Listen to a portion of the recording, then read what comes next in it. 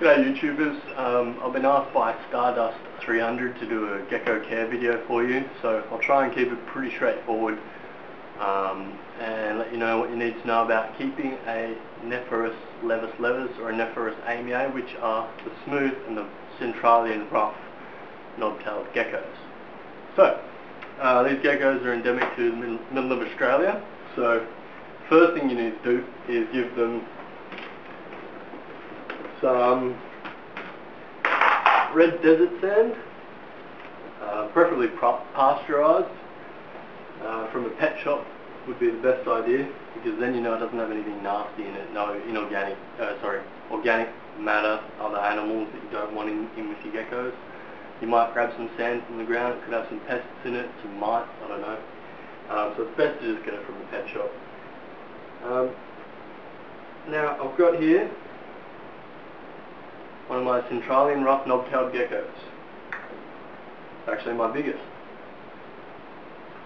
Now, handling, they don't like it, but I'm going to show you how to do it if you have to. If you're going to move one gecko to another tank, for example, you know, if you're going to clean your tank and you want to sift through the sand or something, you're going to have to pick up your gecko and move it around. Or if you want to show someone. So, these guys are very quick and agile. He's going to want to run away. So what I've done is I've put my hand next to it until he's seen my hand. Now he knows I'm here. So now he's going to be a little bit more receptible when I try and pick him up. So, basically you want to go next to him, scoop him up, and get him underneath your hand. See that? If he's on your hand, and always give him something to walk on. So hand over hand is a method I like to use, especially with these guys because they're pretty fast.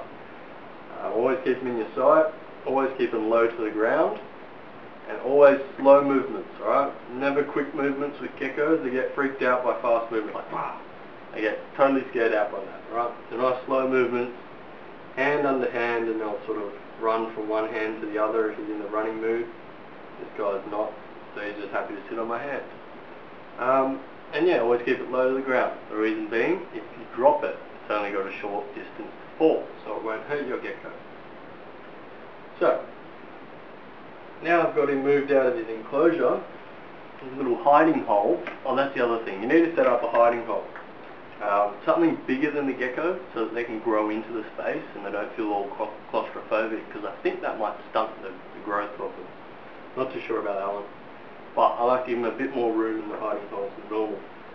So, I'm going to spray it with just some water where the hiding hole sits. And this is on the cool end of your enclosure. Now the reason is that's where they get the moisture from. You want to spray it maybe once every week, or 2 times a week, something like that. Just so long as it's moist, there's enough there. Now your amiis are a little bit more drier conditions than your levises. So I'd say once a week for the amiis and sort of twice a week for the levises. So that's spraying in the holes, and that's where they get some of their moisture from. The others they get from their food. And I'll link you to how to feed your geckos in this video here, or here. Figure out how to do that in a sec. But the other thing about your enclosure is it's got to have a hot side and a cool side. So my hot side is this side here. It's where my heat mat's sitting at the moment, and my heat mat looks like that. It's a microclimate heat mat. They're pretty good. I found them really easy to use. Nothing's ever failed on me, overheated, or anything like that. And this just sits underneath the sand, and you want to have about sort of 0.5 centimetre to 1 centimetre of sand on top. Not much, because you want to make sure that heat gets all the way through to the top, because that's what your gecko wants to sit on, the sand. I don't want to really, there's no point in heating sort of 4 centimetres of sand for no reason. It's just sort of waste power, I guess. So yeah, just a thin layer of sand on that, and that's their hot side. And so when they're feeling cool and they want to warm up, like they want to go for a feed, I'll go and sunbake on there. That helps their digestion. So you've got to make sure the hot side's sitting around about 32, 33, 34 degrees Celsius, especially for the amiis. Because these guys like it a bit drier, a bit hotter than the levises. So that's the AMA enclosure. Now I also have, oh yeah, and you've got your heat mat set up to a thermostat. It's a definite, you have to do that, otherwise you could overheat your gecko. And your temperature sensor will just sit on the top, right in the middle of your heat mat. And that pretty much gives the accurate reading for your temperatures. Now the other thing that you should invest in is a laser thermometer, a point thermometer. So basically I can pick any point here with my laser and it'll tell me exactly the temperature. So that's 30, hang on, it's upside down, 36 degrees Celsius. And that's probably a bit too high, that's 38, 37. But yeah, all I'm going to do now is just turn down the thermostat. And the lights clicked off. So I've just turned it down to 4 or 5 degrees Celsius because that was a bit too hot. And that's what you got to do. You just got to check every time you pick up your enclosure. You know, your sensor might have moved off the top of the heat mat or something like that, and you just get a little bit of increased temperature. But this will tell you instantly if that's too hot, for example. And so that's why they're very good. They're reasonably cheapish. Get an alright one because the temperatures do vary quite a lot with the cheaper ones. This one in particular is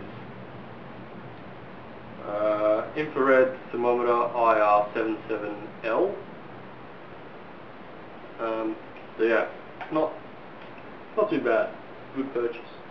The other thing I just want to show you is the lid. I've cut a nice hole in the middle and stuck some fly mesh. Put some hot glue gun around the outside to keep it down. And this is going to make sure that there's a bit of ventilation in there for your gecko. And it's got some nice oxygen flow. Not necessary, but I like to have them the best environments. So that's the AMA.